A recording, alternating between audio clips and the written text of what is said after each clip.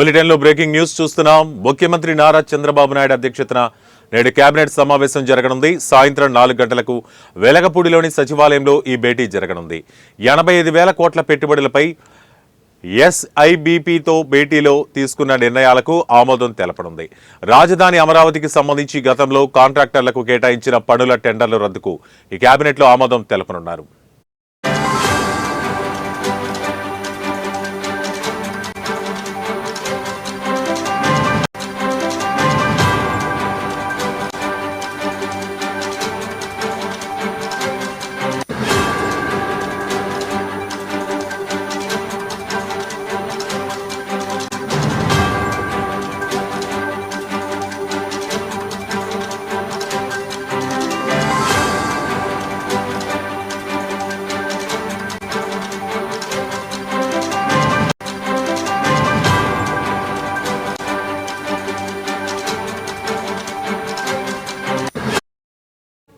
ఆయా పనులకు సంబంధించి కొత్త టెండర్లు పిలిచే విషయంపై ఈ రోజు జరగబోయే కేబినెట్లో చర్చించి ఆ తర్వాత వాటికి ఆమోదం తెలపనున్నారు.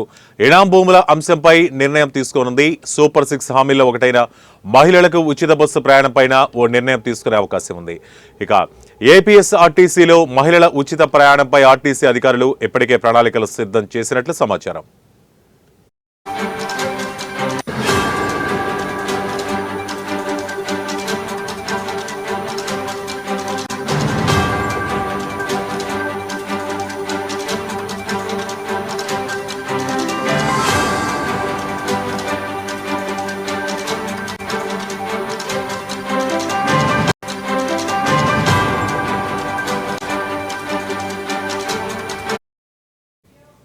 ఇక ఏపీ సచివాలయంలో సీఎం చంద్రబాబు అధ్యక్షతన state investment promotion board meeting జరిగింది. ప్రభుత్వం ఏర్పడిన తర్వాత జరిగిన తొలి మీటింగ్లో పెట్టుబడులు ఒప్పందాలపై చర్చించారు. గడిచిన 5 నెలల్లో వివిధ పెట్టుబడుల ప్రతిపాదనలు ఒప్పందాలపై సమీక్ష జరిపారు. మొత్తం 10 సంస్థలకు సంబంధించి 85,083 కోట్ల పెట్టుబడులకు ఎస్ఐపిబి ఆమోదం తెలిపింది. ఈ పెట్టుబడుల ద్వారా 33,966 ఉద్యోగాలు రానున్నాయి.